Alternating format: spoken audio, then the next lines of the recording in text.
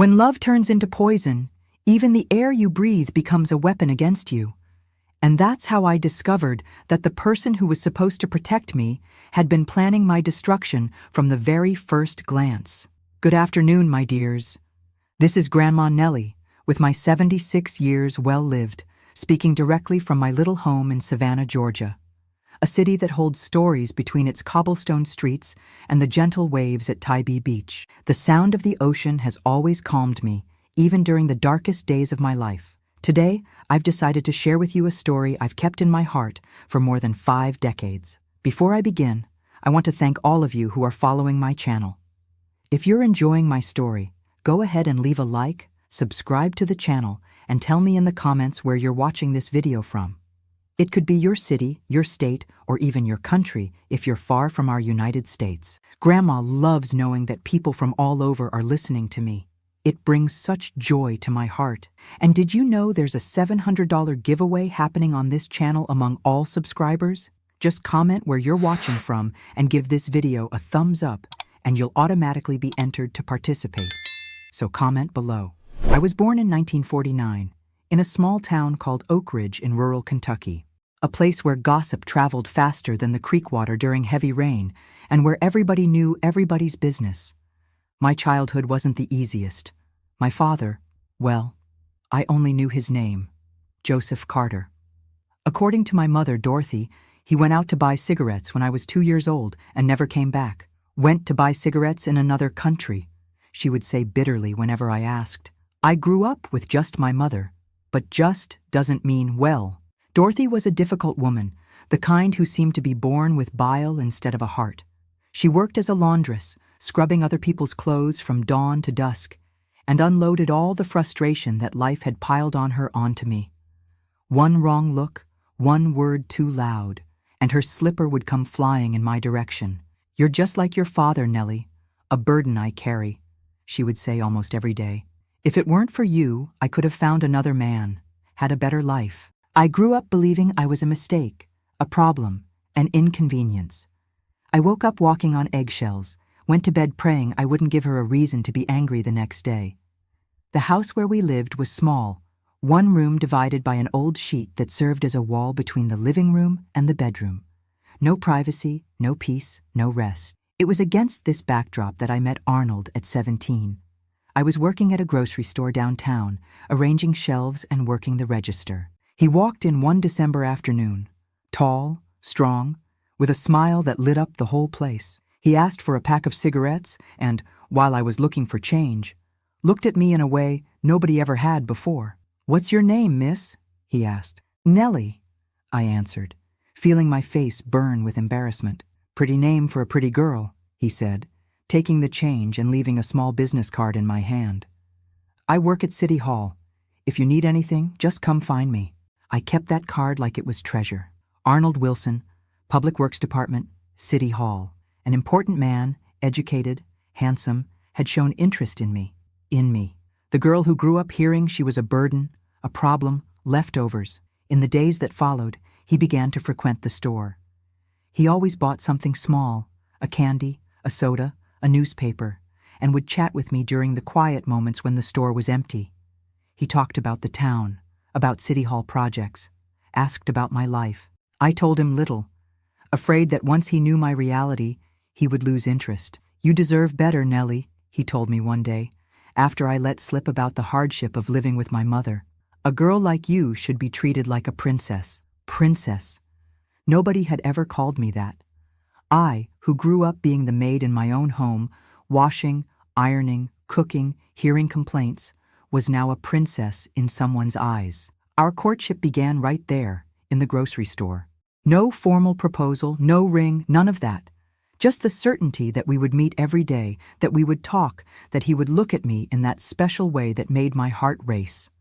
My mother, of course, didn't like it one bit when she found out. "A City Hall man interested in you? He must be married or looking to take advantage. Decent men don't look at fatherless girls." But for the first time in my life, I didn't listen to her. Arnold made me feel special, important, worthy of love, and I clung to that with all my strength. Our meetings were always in public places, in the town square, at the church steps, at the ice cream parlor. He was respectful, never tried anything that might stain my reputation, always treating me as his princess, telling me about the places he had seen, promising that one day he would take me to see the world, too. 6 months after we met, Arnold proposed. It was one evening in the town square, under a blossoming redbud tree. He took a small box with a simple but beautiful ring from his pocket, knelt right there in front of everyone. "Nellie, you've brought light to my life. Will you marry me?" I didn't even need to answer. My eyes were already saying yes before my mouth could form the words. A decent, hard-working man who loved me wanted to take me away from that life of sadness with my mother. It was everything I had always dreamed of and never thought I deserved. When I told my mother, I thought she would oppose it with all her might. But to my surprise, she reacted in a strange way. She remained silent, looking at me in a way I couldn't decipher, and then said something I'll never forget. "He already came to talk to me before. Asked for your hand, said he would take care of you, and me too." I was confused. Arnold had never mentioned this, never said he had spoken with my mother. Why would he hide something like that from me? But I was so intoxicated with happiness that I let it go. Maybe it was a surprise. Maybe he wanted to do everything properly, the traditional way. The wedding was set for 3 months later. Time enough to get the documents in order, borrow a dress from the store owner's daughter, arrange a simple reception in the church hall. It wouldn't be anything grand, but it would be mine. It would be the beginning of my liberation. On my wedding day, I looked at myself in the improvised mirror in our house and barely recognized myself. The white dress, even though it was second-hand, transformed me. My hair done by the neighbor who was a hairdresser, pink lipstick on my lips, a sparkle of happiness in my eyes that I had never seen before. "You look nice," my mother said dryly, as if the words cost her something to say. He got lucky. It was the closest thing to a compliment I'd received from her in my entire life. The ceremony was simple and quick. Arnold looked handsome in his navy blue suit, hair neatly combed, the smile that won me now officially mine for the rest of my life. When the pastor declared us husband and wife, I felt that finally my life was truly going to begin. The surprise came after the small reception. I thought we were going to the house Arnold had rented, as he had told me. But the car stopped in front of my mother's house. "What are we doing here?" I asked, confused. "Surprise, my love," he said, kissing my hand. "I renovated your mother's house. We're going to live here with her." My heart froze. Live with my mother? Continue in that house that only brought me bad memories? This wasn't the plan. This wasn't the liberation I was expecting. "But you told me we would have our own house. And we will, princess. But your mother is alone. She's getting older. We can't abandon her. Family is important. And now we're a family, the 3 of us." His smile remained the same, but there was something in his eyes, something I couldn't identify at the time, that should have warned me. A different gleam, calculating. But I was so confused, so caught between the joy of the wedding and the shock of the news, that I let it pass. We entered the house. Indeed, it was different. Fresh paint, some new furniture, even a radio in the living room. But it was still that house, those walls that had witnessed so many humiliations. And my mother was there, waiting for us, with a smile I had never seen before. A smile that should have also warned me. "Welcome to our home," she said, hugging Arnold first, then giving me a quick, awkward hug. "I'm so happy we're all going to live together." That first night, as a married woman, lying in the bed that Arnold had bought for our room, actually, the same space where I used to sleep, only now with a real wall separating it from the living room, I tried to convince myself that everything would be fine, that his love would compensate for my mother's constant presence, that that house could transform into a happy home. Arnold was affectionate, patient, treated me with respect, made me feel loved for the first time in my life. I fell asleep in his arms, believing that, despite the unpleasant surprise, my future would be happy beside that man. But little did I know that that night was just the beginning of a nightmare disguised as a love dream, that that man who called me princess had plans very different from making me happy, that my own mother, the one who should protect me, was involved in a plot that would destroy everything I was. The first months of marriage were like walking through a minefield disguised as a flower garden. On the outside, everything seemed perfect. Arnold was attentive, brought gifts, introduced me as his princess to everyone in town. Even my relationship with my mother seemed to be improving. She no longer yelled at me, no longer criticized my every move. She observed our interaction with a strange silence, almost as if she was waiting for something. But gradually, small things began to change. Arnold decided everything: what I wore, what I ate, who I could talk to. Always with a smile, always saying it was for my own good, that he wanted to protect me from the outside world. "Princesses don't need to work," he said, when I announced I wanted to return to the grocery store. "I'll take care of you. Your only concern should be making me happy." And so, without realizing it, I became a prisoner in that house I had so wanted to leave. The prince who came to rescue me had transformed into my jailer, and the worst was just beginning. 6 months after the wedding, I realized that the chains of love can be as heavy as those of hate, and how blind are the eyes of someone who wants so desperately to be loved. The change came slowly, like water dripping and forming a puddle without you noticing. Arnold started coming home later from work, smelling of cigarettes and whiskey. The man who before didn't drink, because I need to always be clear-headed to take care of my princess, now arrived stumbling, with a different look that gave me chills. The first time he raised his voice at me was because of a dinner I took too long to prepare. I had been waiting for him for hours, the food already cold, when he came in slamming the door. "What kind of garbage food is this? Cold like this? Is this how you welcome your husband after a whole day working to support this house?" My mother, sitting in the corner of the living room, said nothing. She just observed with those eyes that seemed to know exactly what was coming. "I'm sorry, Arnold. You were late, and the food—" I didn't finish the sentence. The slap came hard, making my face turn with the impact. The taste of blood invaded my mouth as I tried to understand what had happened. My husband, my prince, had hit me, in front of my mother. "Never talk back to me. Never make excuses. You are my wife, and you'll do what I say when I say it, the way I say it." I looked at my mother, expecting any reaction, any word in my defense. But she just got up, went to the kitchen, and came back with the plate she had kept in the oven. "I heated it up for you, Arnold. Nellie didn't mean any harm.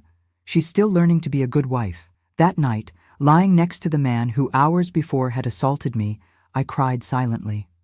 I wanted to believe it was an accident, that he was stressed, that it wouldn't happen again. I wanted to believe I was still his princess. But that was just the beginning. The aggressions became more frequent, for increasingly insignificant reasons. Poorly ironed clothes, coffee that was too weak, a word out of place. And my mother, who had suffered at the hands of so many men who should protect me, just watched, as if she was satisfied that I was finally tasting the same bile she had. A year after the wedding, in 1968, Arnold lost his job at City Hall. I never knew the real reason. He said it was political persecution, that he hadn't bowed to the new mayor's dishonest requests. But the rumors in town were different. They spoke of missing money, of bribes, of shady favors. It was during this period that things got drastically worse. Without work, Arnold spent his days at home, drinking from early on, controlling my every move. I couldn't go to the market alone, couldn't visit the neighbor, couldn't even stay in the yard without his permission. "Why do you want to go out? To show yourself to other men? To embarrass your husband in town?" The drinking, which was occasional before, became a daily companion, and with it came a cruelty that was just dormant inside him. Words that cut deeper than a knife, humiliations that destroyed any crumb of self-esteem I might still have. "You think another man would want garbage like you? I took you out of the trash, Nellie. Gave you a name, gave you a roof, made you somebody. And this is how you thank me?" On one of the coldest nights of that winter, something changed. Arnold came home late, drunker than usual. I was in the kitchen, washing the dinner dishes, when I felt his heavy hands on my shoulders. "Come here, woman. Today you're going to please me properly." I tried to escape, saying I needed to finish the dishes, that I was tired, any excuse to delay the inevitable. But he dragged me to the living room, threw me on the old sofa we had gotten from the neighbors. The door to my mother's room was open. She was in there. She could see everything, hear everything. "Mom!" I shouted, hoping she would do something, anything. She appeared at the door, looked at the scene for a moment, and instead of helping me, just said, "Don't make a scene, Nellie. He's your husband. He has the right. You think it was different for me?" And she closed the door, leaving me alone with the monster I had called husband, with the nightmare I had mistaken for salvation. That was the first of many nights of horror. Arnold no longer cared about pretending, no longer worried about closing doors or lowering his voice. He seemed to make a point of having my mother hear, of having her know exactly what was happening. Sometimes she didn't even close the door. She would sit there on her bed, looking through the opening, as if she were watching a soap opera on the TV we didn't have. Her eyes showed no compassion, no horror. They showed something worse: satisfaction. As if each pain of mine was a payment for some old debt, some guilt I carried just for existing. I tried to escape once. I gathered the little money I managed to hide when Arnold sent me to shop, took a small bundle of clothes, and waited for him to leave for one of his drinking sessions. But when I was at the door, ready to leave that hell behind, I ran into my mother. "Where do you think you're going?" "Away, Mom. I can't take it anymore. Please, let me go." She looked at me for a long moment, then smiled in a way I'll never forget. "And where will you go? Who will want a used woman like you? What do you know how to do besides take beatings? Are you going to become a woman of the streets? Is that it? Shame this family even more? Anything is better than this, Mom. Why don't you help me? Why do you let him do these things to me? Why do you watch? Because you need to understand what real life is like, Nellie. I went through this. My mother went through this. It's the fate of women like us. At least you have a roof, have food on the table. You think it's better out there?" In that moment, I understood that I was alone, that I couldn't count on anyone in that town, much less the woman who brought me into the world. That hell wasn't the walls of that house. It was the people inside it. I went back to the room, put the bundle under the bed, and prepared for another night of terror. Hope, which they say is the last to die, was agonizing inside me. The months turned into years. 3 years a prisoner of a marriage that was anything but a union. 3 years serving as a punching bag during the day and an object at night. 3 years watching my mother transform into a silent spectator of my destruction. The body gets used to pain, you know. After a while, you don't even feel the blows like before. It seems to create a shell, a protection. But the soul never gets used to it. Each humiliation is like the first. Each cruel word cuts deep as if it were new. I remember one day, in 1970, when I was sweeping the yard and heard voices on the street. It was a group of young women, some I knew from school, passing by animated, laughing, free. One of them looked at me, waved, then whispered something to the others. I saw in their eyes the pity, the judgment, perhaps even gratitude that they weren't in my place. That night, alone in the bathroom, I looked in the broken mirror and almost didn't recognize myself. Where was the dreamy girl from before? The young woman who believed in princes and castles? In her place was a woman with dead eyes, marked body, shattered soul. At 21, I seemed to have lived 3 lives, all of them of suffering. But fate, my dears, is a funny thing. When you think you've hit rock bottom, that there's no way out, it comes and surprises you. Sometimes for worse, sometimes it sends a hero from where you least expect. In December 1971, something changed. Arnold, who hadn't worked for more than 2 years, living off odd jobs and the money I earned washing clothes for others since he finally realized we needed money for his alcohol, came home with a man. A stranger, older, with graying hair and an upright posture. "Nellie, come here, woman. We have a visitor." I dried my hands on the dirty apron and went to the living room, head down as I had learned to walk in that house. I didn't look any man in the eyes, not since a cookware salesman had the misfortune of greeting me with too much sympathy and ended up being kicked out by Arnold's shouting. "Good afternoon," I said quietly, without raising my gaze. "This is Nellie, my wife," Arnold said with that false pride he showed to strangers, as if we were the happiest couple in the world. "Nellie, this is Mr. Robert. He's interested in buying the back lot." "Back lot? What lot?" Our house barely had a yard, let alone a lot. But I had learned not to question, not in front of other people. "Pleasure to meet you, Mrs. Nellie." The man's voice was deep, measured, with a different accent. "I hope I'm not disturbing." Something in that voice made me raise my eyes, and when I looked at that man's face, I felt a strange chill. There was something familiar about him, something I couldn't identify, but that made my heart race. "Not at all," I replied automatically, lowering my gaze again. "Robert will stay for dinner," Arnold announced, already sitting down and signaling for the man to join him. "Bring us some whiskey and go prepare something decent." I obeyed, as I always did. But while warming up the meat that was left over from lunch and cutting the potatoes to fry, I couldn't stop thinking about that man. Why did he seem familiar? And what was this story about? A lot. My mother entered the kitchen, her eyes shining in a strange way. "Did you see who's there?" she asked, her voice trembling a little. "A man who wants to buy a lot that doesn't exist," I replied without looking at her. "Don't be stupid, Nellie. Look at him properly. Don't you notice anything?" I shook my head, confused. What did she mean? "That man," she began, but stopped when we heard footsteps. Arnold appeared at the kitchen door. "What are you two talking about? Is the food ready yet? Robert is waiting." My mother moved away, returning to her room, leaving me with more questions than answers. I finished preparing the food and took it to the living room, where the two men were talking animatedly, the whiskey bottle already half empty. During dinner, I felt Robert's eyes on me several times. It wasn't the lascivious look I was used to receiving from Arnold's friends. It was something different, almost protective. I couldn't define it, but it made me uneasy. I served the food, washed the dishes, stayed in my corner as expected. Their conversation revolved around money, business, things I didn't fully understand.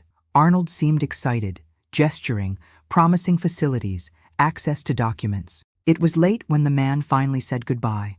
At the door, he looked at me intensely and said something that kept hammering in my head for days. "It was a pleasure to meet you, Mrs. Nellie.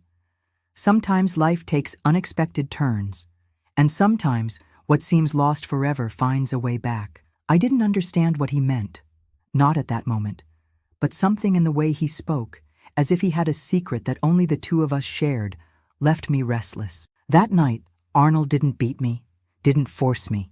He was too happy with the prospect of easy money, counting coins he didn't yet have, making plans I doubted would materialize. Lying in bed, listening to his heavy snoring after the drinking binge, I thought about the stranger, his look, his enigmatic words, and for the first time in a long time, I felt something I had almost forgotten what it was like. Curiosity, a desire to know more, to understand what was happening. I didn't know yet, but that dinner, that seemingly casual encounter, would be the beginning of a turning point in my life, the start of a journey that would lead me back to myself, that would reveal secrets buried for decades, that would finally free me from the chains I didn't even know I carried since birth. The gray-haired man would return, and with him, all the truth that had been hidden from me. A truth that would turn my world upside down and show me that sometimes the real monsters aren't the ones that appear in fairy tales, but those who sleep under the same roof as you, who share your blood, who should protect you, but chose to destroy you. They say that truth is like water. It always finds a way to come to the surface, no matter how many barriers are placed in its path. And that's exactly what happened in that January of 1972. When I discovered that the walls of my house held secrets much deeper than I could ever imagine. After that first dinner, Robert began to appear frequently, always with some excuse related to the so-called back lot, documents to sign, measurements to make, details to settle. Arnold, blinded by greed and the possibility of easy money, welcomed him with open arms, displaying an enthusiasm he only showed when he had a glass of whiskey in his hand. During one of these visits, while Arnold went out to get more drinks from the corner bar, I found myself alone with Robert in the living room. My mother was in the yard, hanging clothes on the line, and for the first time I had a chance to really look at this man who intrigued me so much. "Are you well, Mrs. Nellie?" he asked with a kindness I hadn't experienced in a long time. "Yes, thank you," I replied automatically, like a robot programmed to say what they expected to hear. "You don't have to lie to me," he said, lowering his voice. "I have eyes. I see how he treats you. I see the bruises you try to hide. I froze. No one ever talked about this. It was the open secret that the whole town knew but pretended not to see. The neighbors saw my black eyes and asked if I had slept badly. The shopkeepers noticed my cut lips and commented on the dry weather that cracked the skin. The collective hypocrisy that allowed women like me to suffer in silence. I don't know what you're talking about, I murmured, looking at the door, fearing that Arnold might return at any moment. Yes, you do, and I want you to know that you don't have to live like this. No one deserves this, least of all you. Before I could respond, we heard footsteps in the yard. My mother came in, looked at the two of us with a strange expression, a mix of fear and anger. What are you two talking about? She asked, standing between us as if to separate us. Just commenting on the weather, Mrs. Dorothy, Robert replied calmly. This summer is particularly hot, don't you think? Something in the way he said her name, in the tone he used, made my mother pale. She muttered something and quickly left the room as if she were running from a ghost. That reaction intrigued me. My mother, who was afraid of nothing and no one, who faced life with the hardness of someone who had seen the worst, seemed scared of this man. Why? In the days that followed, I began to notice subtle changes in her behavior. She became agitated when she knew Robert was coming, tidied herself up more than usual, alternated between moments of extreme irritation and periods of contemplative silence. One morning, while washing clothes in the yard basin, she approached, looking around as if to verify that we were really alone. This Robert? Did he tell you anything? About me? About the past? No, Mom. Why do you ask? She studied me for a moment, as if trying to decide if I was lying. No reason. Just be careful with him. Men like that, who appear out of nowhere offering help, always have ulterior motives. What kind of help? He's only interested in the lot, isn't he? My mother gave a dry laugh without humor. Lot? Sure, that's what Arnold thinks. Before I could question her further, Arnold appeared at the gate, stumbling, drunk even though it was only noon. My mother quickly moved away, leaving me with more questions than answers. That afternoon, the hell I lived in daily got worse. Arnold, irritated for some reason that only existed in his drunken mind, began breaking things around the house, shouting senseless accusations. You've been having little talks with that old man, haven't you? You think I don't see the looks between you? You think I'm an idiot? I tried to calm him down, swear there was nothing, that he was imagining things, but alcoholic fury doesn't listen to reason, doesn't accept explanations. The first blow hit my stomach, making me double over in pain. The second, on my back, when I was already down. I lost count of how many came after. I only know that at some point, the pain was so great that I couldn't feel it anymore. I heard, as if from very far away, his screams, the insults, the threats. And I also heard something else, the silence of my mother, who watched everything from the bedroom door without moving a finger to help me. When he finally stopped, exhausted from beating me so much, Arnold threw himself in the chair, opening another bottle. That's for you to learn. Next time I catch you being cute with that old man, I won't stop until I kill you. I dragged myself to the bathroom, leaving a trail of blood on the floor. In the broken mirror, I saw what was left of my face, one eye already closing from swelling, split lip, red marks that would soon turn purple spread across my face. Let me clean that, I heard my mother's voice behind me. She entered the tiny bathroom bringing a damp cloth and a basin with water. Why, Mom? I asked, my voice almost inaudible from weakness. Why do you let him do this to me? Why don't you help me? She wet the cloth and began to clean the blood from my face, with a gentleness she never showed in everyday life. Her eyes were distant, as if she were seeing something far beyond that cramped bathroom. You would never understand, Nellie. Some debts need to be paid. Some wounds need to be passed on so they can finally heal. What debts? What wounds? What are you talking about? She continued cleaning my wounds in silence for a moment, then sighed deeply. Your father. You think he simply went out to buy cigarettes and never came back, don't you? That's what I've told you all your life. I nodded, confused, not understanding what this had to do with the beating I had just taken, with the life of horror I had been living for years. The truth is more complicated, daughter. Your father didn't abandon me. I drove him away, After years of suffering at his hands, I found the strength to send him away, to threaten him with death if he returned. I was shocked. In all these years, the story I had heard was different. Of the irresponsible father who abandoned wife and small daughter out of cowardice, out of selfishness. Why did you never tell me this? Why the lie? She wrung the cloth in the basin, the water turning red with my blood. Because it was easier to make you hate him than to explain why we couldn't have him in our lives. You were too young to understand. And what does this have to do with Arnold? With what I'm going through now? A strange smile, almost cruel, formed on her prematurely aged face. Everything, my daughter. It has everything to do with it. Sometimes, to break a curse, you have to go through it first. You needed to understand, in your skin, what I went through.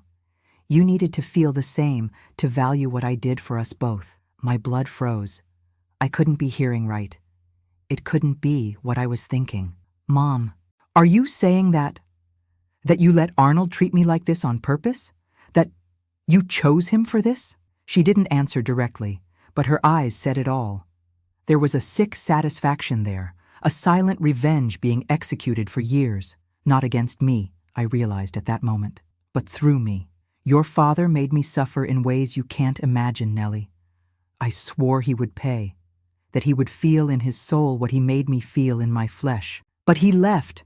I'm paying for something I didn't even see, that I wasn't even part of. She finished cleaning my face and stood up, throwing the bloodied cloth in the basin. He may have gone away, but he left part of himself here. In you, in your eyes, in your manner, in every gesture that reminds me of him. She left the bathroom, leaving me in shock, trying to process what I had just heard. My own mother had orchestrated my suffering as a distorted form of revenge against my father, had used me as an instrument to punish a man I never knew. That night, lying on the hard bed, with my body aching and my soul shattered, I made a decision. I needed to get out of there. No matter how, no matter where. I needed to escape before that house, those people, that hatred consumed me completely. But how? Without money? Without support? Without anyone to turn to? The whole town pretended not to see. The police didn't get involved in family matters. The church preached the submission of wife to husband. That's when I remembered Robert. The understanding look, the kind words, the veiled offer of help. Could it be? Could he be the only person willing to extend a hand to me in that sea of indifference? The problem was how to contact him. Arnold would never allow it, and after the beating that day, I was sure he would be even more vigilant. My mother, now that she had revealed her true nature, was more enemy than ally. The opportunity came a few days later, when Robert appeared without warning one afternoon, when Arnold had gone out to resolve something at City Hall, probably another scheme to get money. I was in the yard, hanging clothes on the line, my face still marked by the recent violence, when I heard his voice calling me from the gate. "Mrs. Nellie, may I come in? I need to speak with Arnold about the lot documents." I looked around, nervous. My mother had gone to the market. We were alone. It was now or never. "He's not here," I replied, approaching the gate. "But I need to speak with you. It's urgent." Robert entered, his face hardening when he saw the marks on my face, the bruises that the long-sleeved dress couldn't completely hide. My God, what did he do to you? I couldn't answer. The tears, which I had repressed for so long, came like a flood, uncontrollable. I collapsed right there, in the middle of the yard, sobbing like a child. Robert approached, hesitant, as if afraid of startling me. "It's okay, Nellie. You can cry. Sometimes that's what we need to start healing." Between sobs, I told him everything. The years of abuse, the increasingly worse aggressions, the recent discovery about my mother's participation in that nightmare. I spoke non-stop, as if a dam had broken inside me, releasing at once all the horror I had kept inside. He listened in silence, his eyes growing harder, more determined with each word of mine. When I finished, exhausted and relieved at the same time for finally having spoken aloud the whole truth, he held my hands in his. "Nellie, there's something I need to tell you, something that will change everything you believe you know about your life." I looked at him, confused, unable to imagine what could be so important at that moment, when all I wanted was to escape, survive, Start over anywhere far from there. There is no lot, he began, his voice heavy with contained emotion. There never was. It was just an excuse to get close, to enter this house, to find you. I don't understand. Why? Who are you really? He took a deep breath, his eyes meeting mine with an intensity that made me tremble. My real name isn't Robert. It's Joseph Carter, and I am your father, Nellie. The world seemed to stop in that instant. The man before me, the stranger who had appeared out of nowhere offering business to Arnold, was the ghost that had haunted my life forever. The man who, according to my mother, had abandoned us. The man who, according to her recent confession, she had driven away. My father? The word sounded strange in my mouth, an almost abstract concept for someone who grew up without this figure. Yes, daughter, I know it's a shock, that you must be confused, angry perhaps. You have every right, but I need you to listen to me. The story you know isn't true. Neither the first version your mother told, nor this new one she invented. I leaned against the wall, my legs weak from the revelation. My father, there, in front of me. After so many years believing I had been abandoned, rejected, forgotten, why now? Where were you all these years? Why did you let all this happen to me? His hands, wrinkled by time but still strong, trembled slightly. It's a long and painful story, Nellie, and we don't have much time before your mother or Arnold returns. But I promise to tell you everything, explain every detail. Now the most important thing is to get you out of here, ensure your safety. Part of me wanted to scream, demand immediate answers, unload on him all the accumulated pain of a life of abandonment. But another part, perhaps wiser, understood that this moment was crucial, that I couldn't waste it with recriminations that could wait. How? Arnold will never let me go. And my mother, she'll tell him. She'll help him find me. I have a plan. It's not perfect, but it's our best chance. It will require courage, Nellie. More courage than you've already shown just by surviving all these years in this hell. At that moment, we heard the front gate opening. My mother's voice called from the entrance, announcing she had returned from the market. Robert, or rather my father, quickly moved away, whispering, "Tomorrow, at 3 in the afternoon. I'll be waiting in the church square with a car. Come if you can, any way you can. It's your only chance." He left through the back gate while I tried to compose my expression, hide the whirlwind of emotions consuming me. My father had returned. Not to buy cigarettes, but to rescue me from the nightmare my life had become. When my mother entered the yard and saw me standing there with a lost look and clothes still to be hung on the line, she frowned. "What's wrong, girl? Looks like you've seen a ghost." If she only knew how right she was. Have you ever heard that the darkest night comes before dawn? Well, in that January dawn of 1972, I lived through the longest and most terrifying hours of my life, knowing that at daybreak I would face the biggest decision I'd ever had to make. I spent the night wide awake, my body aching from Arnold's recent blows, my mind buzzing with the revelation I had received. My father, alive. There. After so long believing in the lie of abandonment, discovering he had returned to rescue me was like waking from one nightmare only to find myself in another, even more confusing and intense. Arnold slept heavily beside me, his loud snoring mixed with the smell of whiskey exhaling from his half-open mouth. I observed his face relaxed in sleep, so different from the mask of hatred he wore when awake. How could I have believed that man would be my salvation? How was I so blind, so desperate for love that I didn't see the signs that were certainly there from the beginning? Around 4 in the morning, when the house was plunged into that heavy silence that only the dead hours know, I heard a creak. My mother's bedroom door opened slowly. I closed my eyes, pretending to sleep, while I heard her light footsteps down the hallway. She stopped at our bedroom door, stayed there for what seemed like an eternity, then continued to the kitchen. Curious and apprehensive, I waited a few minutes before carefully getting up so as not to wake Arnold. I followed the same path she had taken, my bare feet silent on the cold floor. I found her sitting at the kitchen table, illuminated only by the weak moonlight entering through the curtainless window. She looked aged, fragile, so different from the hard and relentless woman I knew. In her hands, she held something I couldn't immediately identify. Only when I approached more, still hidden in the hallway's shadows, did I see it was an old photograph, yellowed by time. "I know you're there, Nellie," she said without turning, her voice strangely calm. "Can't sleep." I hesitated for a moment, then entered the kitchen. There was no more sense in hiding, in pretending. "No, Mom. Too much on my mind." She gestured for me to sit across from her. When I did, she pushed the photograph toward me. "Do you know who this is?" In the faded image, a young couple smiled at the camera. The woman, whom I recognized as my mother many years ago, seemed like a different person. Well-arranged hair, soft face, eyes bright with happiness. Beside her, a tall, strong man embraced her by the waist, looking at her with adoration. "Is it you and my father?" I asked, my voice almost disappearing on the last word. She nodded, a sad smile playing at the corners of her mouth. "Our wedding, 1947. I was 18, your father, 22. We were so young, so full of dreams." I looked more carefully at the man in the photo.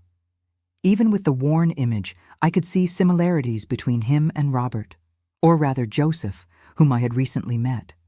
The same eyes, the same strong chin, the same upright posture. Only younger, without the gray hair, without the marks that time and life leave on us all. "What happened, Mom? Really? No lies this time."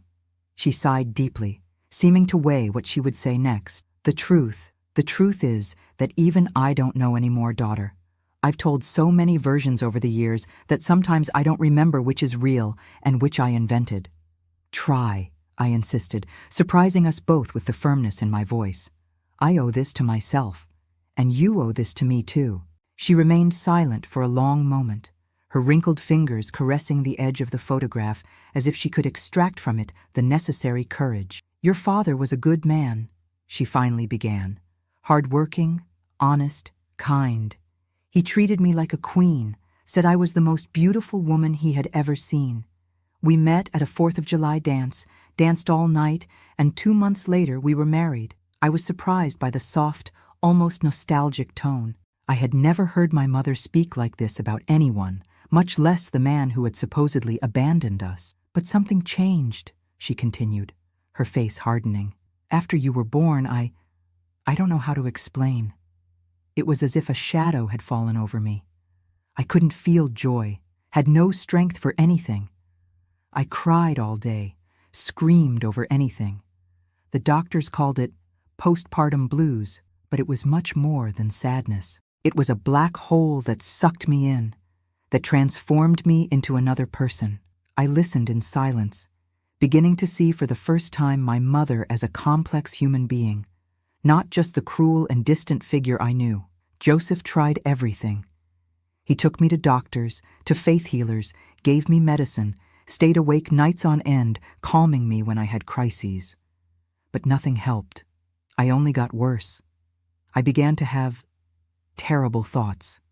About you, about him, about myself. Her voice faltered, and I realized she was crying silently, tears leaving shining trails on her aged face. One day, I had a worse crisis than the others.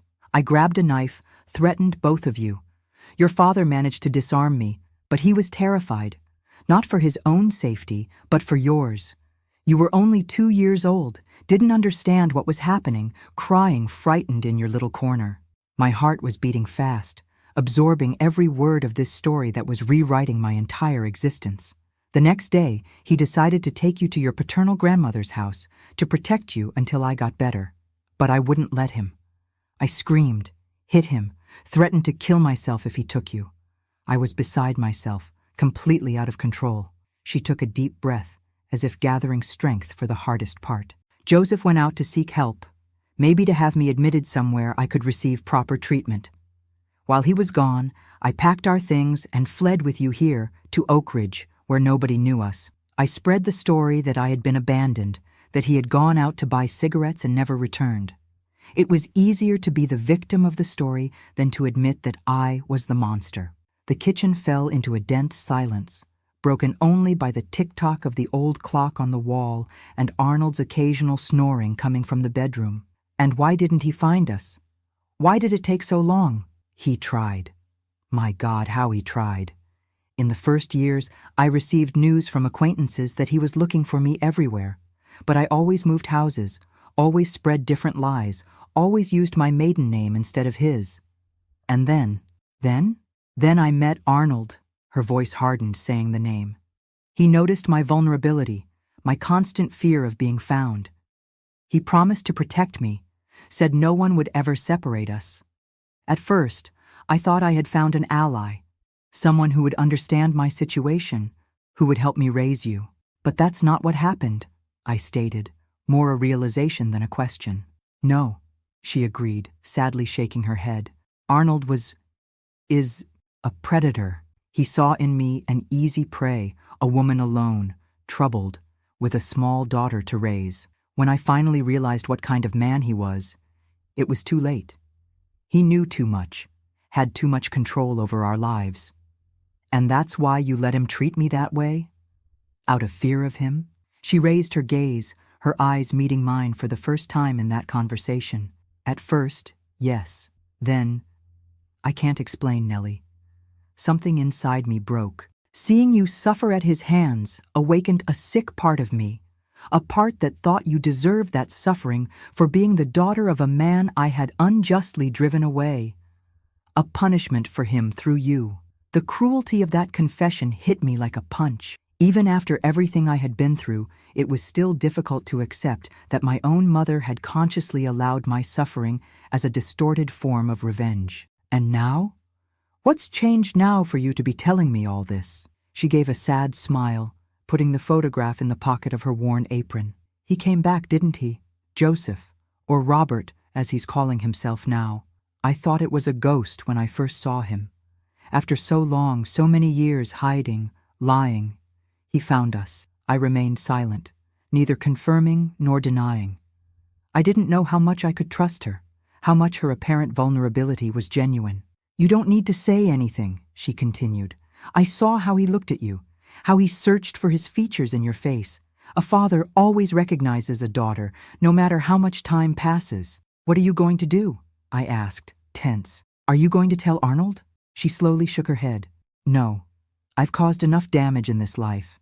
More than any person should carry on their conscience. She got up with effort, seeming to carry the weight of the world on her shoulders. Before returning to her room, she stopped beside me and, in a gesture I don't remember receiving before, kissed the top of my head. Do what you need to do, daughter. I'll be fine. I returned to bed with my head spinning, my heart divided between the fear of the unknown and the hope of a different life. Arnold continued sleeping, oblivious to the storm forming under his own roof. I closed my eyes, not to sleep. I knew sleep wouldn't come, but to organize my thoughts, to gather courage for what would come next. When the sun finally rose, bringing a new day and the promise of a new life, I had made my decision.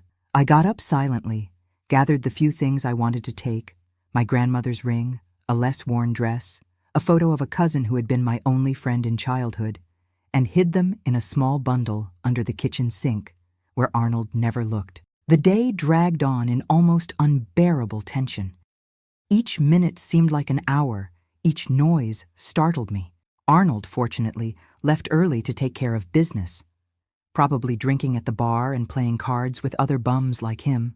My mother remained quiet, avoiding my gaze, but also not doing anything to hinder my silent preparations. At 2:30 in the afternoon, with my heart almost coming out of my mouth, I took the hidden bundle and told my mother I was going to the market to buy vegetables for dinner. She just nodded, sitting in the worn rocking chair with a distant look, as if already getting used to my absence. At the door, I hesitated. Despite everything, she was my mother, the only family I knew until a few hours ago. Leaving her there, with Arnold, knowing how violent he was. Go, she said without looking at me. Don't worry about me. I've lived enough, caused enough pain. Maybe this is what I deserve. I wanted to say something, that I forgave her, that I understood, that I would come back for her when I was safe. But the words stuck in my throat. With one last look at the house that had been my prison for so many years, I went out into the sunny street. The path to the church square never seemed so long. Each person who passed by me seemed to know my secret. Each look seemed accusing. What if Arnold returned earlier? What if my mother changed her mind and told him? What if my father, it was still strange to think of him that way, wasn't there as promised? So many what ifs that my head was spinning. But I continued walking, one foot in front of the other, the small bundle pressed against my chest as if it were a shield. When I finally reached the square, the church clock marked 5 minutes to 3. I looked around, anxious, searching for the car he had mentioned. The square was almost deserted in the afternoon heat, just a few ladies sitting on benches chatting and children running after kites. 3 o'clock. No sign of him. Panic began to set in. What if it was all a trap? What if my mother was right about him having ulterior motives? 3:05. My heart sank.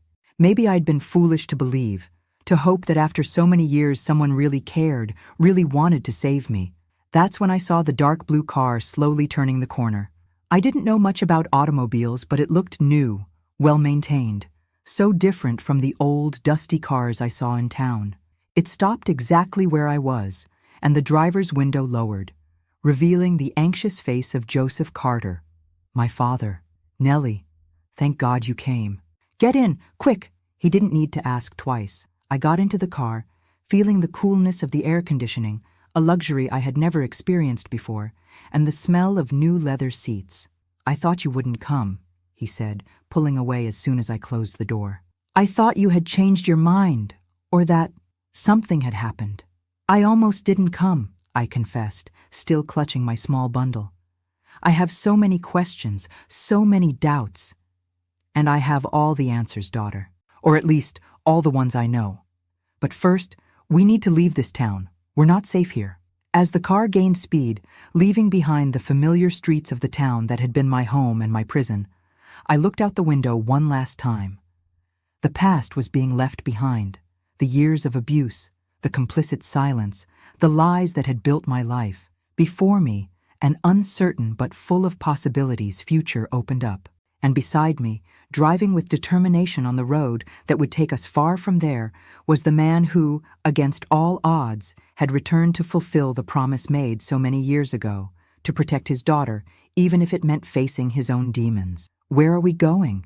I asked, when we were already on the road leading out of town. He smiled, a smile that seemed so familiar to me, even though it was the first time I saw it. Home, Nellie. We're going home. And so began the most important journey of my life, not just to a new place, but to a new version of myself. A version that, finally, could learn what it meant to be truly loved. Have you ever felt as if you were being born again? As if your entire previous life was just a nightmare from which you finally managed to wake up? That's exactly how I felt in that January of 1972. When I left behind the prison, I called home and set off toward the unknown with a man who was both a stranger and my blood. During the first hours of the journey, I remained silent, clutching my small bundle, still expecting to wake up or discover that it was all an elaborate trap. Joseph Carter's car, my father, it was still strange to think of him that way, followed the road that cut through rural Kentucky, taking us further and further away from Oak Ridge and the shadows that haunted me. I know you have thousands of questions, he said when we had been on the road for a few hours, and I promise to answer them all. But first, you need to eat something. You're too thin, daughter. We stopped at a simple roadside diner. It was a clean place, with checkered tablecloths and ceiling fans lazily turning. I sat uncomfortably, looking around like a cornered animal. How long had it been since I had entered such an establishment? Arnold never took me out to dinner, said it was a waste of money, that a woman's food should be made at home. You can order whatever you want, Joseph said kindly. Don't worry about the price. I looked at the menu without knowing what to choose. So many options. So many dishes I didn't even know. In the end, I ordered the same as him, a beef stew with vegetables that arrived steaming, smelling of seasonings that made my stomach growl in anticipation. It was during that meal that he began to unravel the tangled skein of our story. With a measured voice, sometimes choked with emotion, he told me everything, from his courtship with my mother to the events that separated us. Your mother didn't completely lie, he said, pushing his plate aside after finishing eating. She really did get sick after you were born. Back then, they didn't talk much about it, but nowadays they call it postpartum depression. She changed, became unrecognizable. Nothing I did seemed to help. He told me about how he tried to seek medical help, how treatments were rudimentary at that time, how society saw this type of problem as making a fuss or weakness. When she fled with you, I was desperate.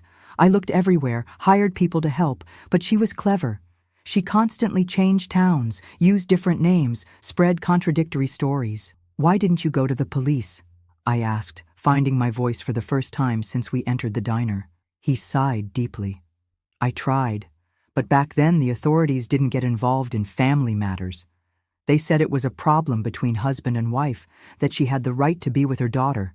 Some even insinuated there must be something wrong with me, for a woman to flee that way. It made sense. Even in the 70s, when this conversation was happening, the mentality remained the same. How many times had neighbors turned their faces when they saw my bruises? How many times had the sheriff ignored the screams coming from our house? Even so, I never gave up, he continued. I always maintained contacts, always investigated any lead, no matter how small. Until 6 months ago, I received information that there was a woman in Oak Ridge who matched your mother's description, living with her daughter and a violent man. How did you find me after so long? I asked, still suspicious. A sad smile crossed his face. I had help from someone you know. Debbie, daughter of Mrs. Carmen, who lives 2 houses down from yours. I was surprised. Debbie was a quiet young woman who always greeted me with a sympathetic smile when we crossed paths on the street. I never imagined she could be helping me behind the scenes. She works as a secretary in the office where I do business in Louisville, he explained. One day, she saw me looking at an old photo of you and asked why I kept a picture of a child who looked like poor Nellie from Oak Ridge. It was as if fate was finally on our side.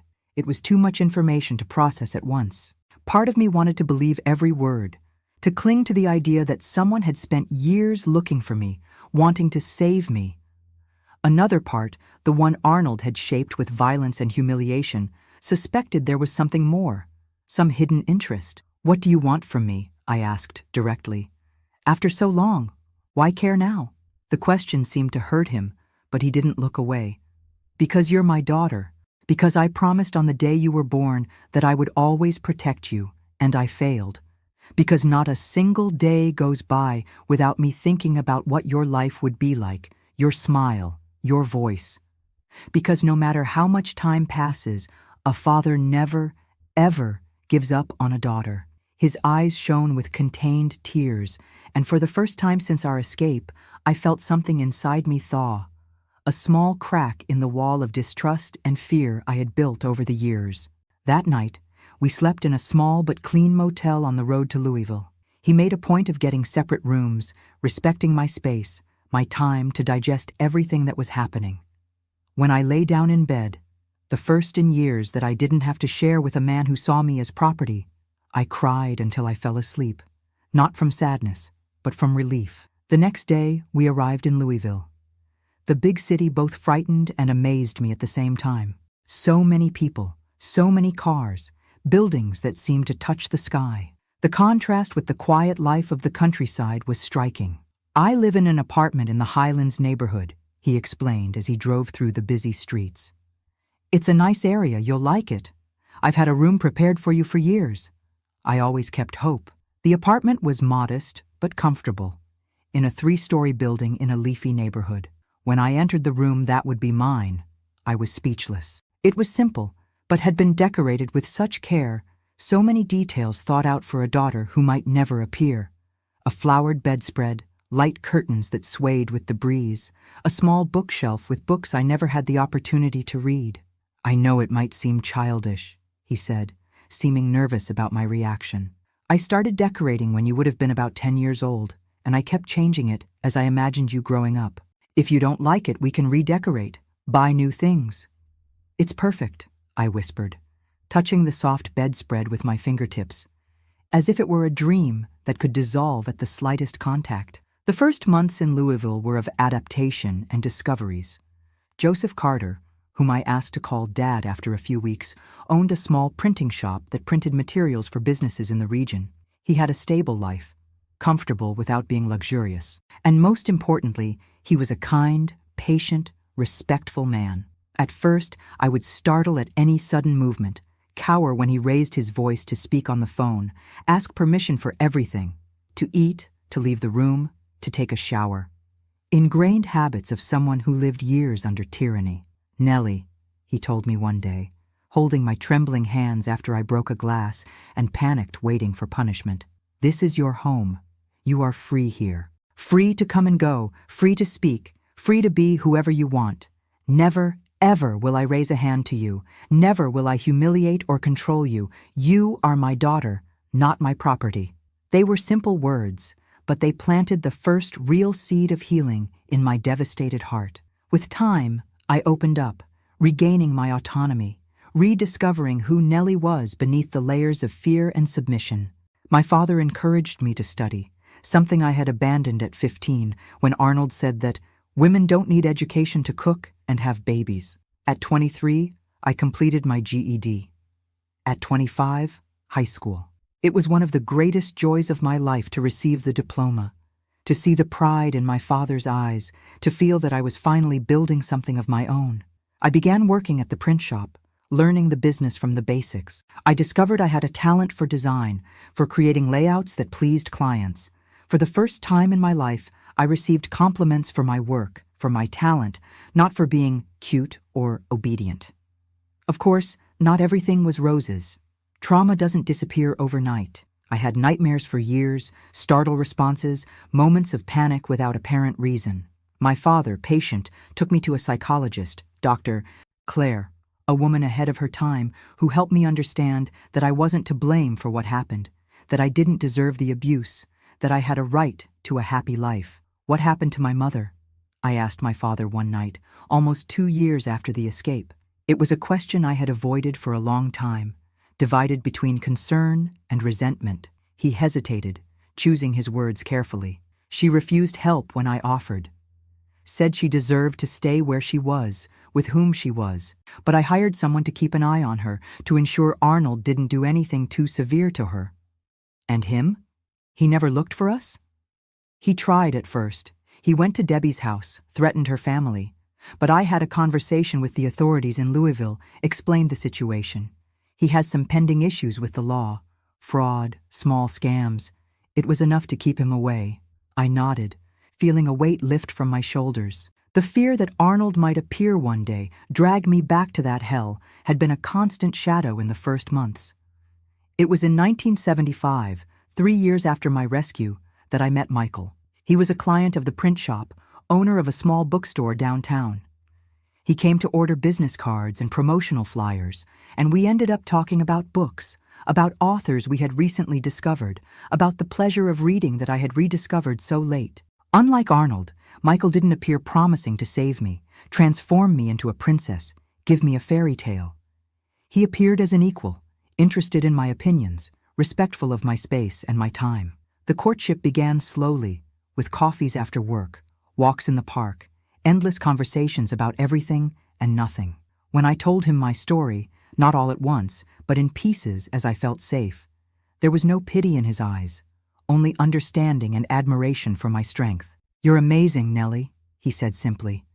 "You went through all that and can still smile, trust, love. That's more courage than most people will have in their entire lives." We married in 1977, in a small but joyful ceremony at the church in the Highlands. My father walked me down the aisle with tears in his eyes, finally fulfilling the silent promise he had made when he first saw me. To see me happy, safe, loved as I deserved. Our first daughter, Claire, was born in 1979. When I held her in my arms for the first time, I made a silent vow. This child would never know the fear I knew, would never doubt the love surrounding her, would never have to build walls around her heart to survive. In 1982, our second child, Gabriel, came along, and in 1985, our youngest, Marianne. 3 children who grew up hearing stories about their hero grandfather who crossed America looking for his lost daughter, who never gave up even when everything seemed impossible. My father lived to see all his grandchildren grow up. He passed away in 2000 at the age of 75, sleeping peacefully after a day like any other. In his last moments, he held my hand and said, It was worth every second of searching, every sleepless night, every frustrated hope. Seeing you happy, seeing your children growing up in peace, was the greatest blessing God could give me. As for my mother, I never saw her again in person. I learned, through contacts my father maintained, that she continued with Arnold until 1980, when he died in a car accident, drunk, as he always was. After that, she lived alone for a few years, until she passed away in 1989 from heart problems. I thought many times about looking for her, trying to better understand her choices, maybe even forgiving her. But some wounds are too deep. Some betrayals leave marks that not even time can completely erase. I preferred to keep the few good memories from childhood, the smell of her hair when she hugged me in rare displays of affection, the lullaby she sang on stormy nights, and let the rest in the past. Michael and I have been married for 48 years this year. We have 7 wonderful grandchildren who fill our house with joy on Sunday family dinners. The print shop, which I inherited from my father, prospered and modernized, now managed by our son Gabriel. Claire pursued an academic career and is a university professor of literature. Marianne, our youngest who always had an artistic soul, became a recognized photographer, capturing beauty where others only see the ordinary. Today, at 76, I look back and see a life that could have been destroyed by hatred, by violence, by abandonment. But that was saved by the persistent love of a father who never gave up, by the strength I didn't know I had, by the kindness of people who crossed my path at the right moments. I learned that scars don't disappear. They become part of who we are, maps of the battles we won, reminders that we survived the impossible. I learned that it's possible to rebuild trust even after the worst betrayal, that it's possible to love fully even after having your heart shattered. And mainly, I learned that our story doesn't have to be our sentence, that we can rewrite the following chapters, change the course of the narrative, transform a tragedy into a testimony of overcoming. My dears who have accompanied me this far on this journey, thank you so much for listening to a grandma tell her story. If you enjoyed this account, don't forget to leave your like, subscribe to the channel, hit the notification bell to receive updates on upcoming videos, and comment where you're watching from to participate in the $700 giveaway. Your participation is very important to me and to all the grandparents who have found in this space a way to share their experiences. After all, our stories only stay alive when they are heard, when they touch hearts, when they inspire other people not to give up on their own happy endings. A warm hug from this grandma who learned that even in the darkest nights, there is always the possibility of a new dawn. Until the next video, my dears.